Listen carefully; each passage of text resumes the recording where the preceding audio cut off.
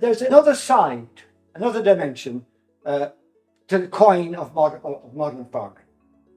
And maybe the best way to kind of give an impression of what I mean by that is, if you think of a farm in terms, first of all, of its non-living infrastructure.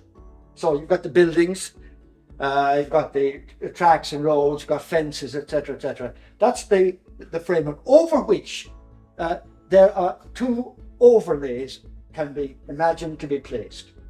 One of them, the green overlay of production. You know, the green fields with the grazing crops, etc., etc., where the family, where the farm gets its income from, basically. Right? And most of the attention of what people are talking about out there in the middle deals with different aspects of how to make that more efficient, less environmentally destructive, etc., etc.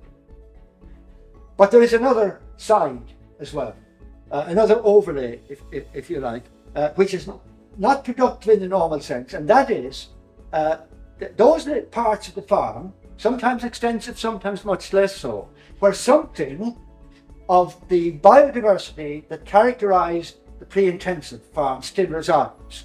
Now, in a lot of farms, it might be just the odd corner, hedge lines, field margins. In lots of cases, it'll be whole fields where the income of the farm forced the farmer to put all the emphasis on a couple of fields on better soil, etc. So the extent of it in terms of the actual area it covers varies very much from place to place.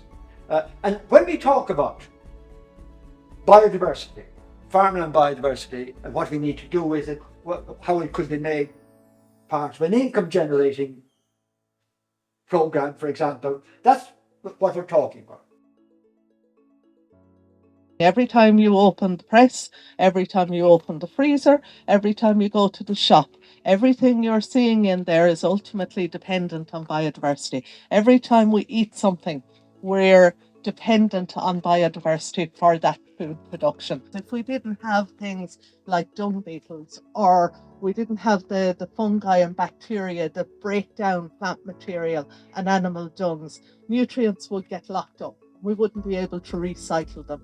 So those organisms have a hugely important role there in terms of the recycling of nutrients and making them available for new crops, for example.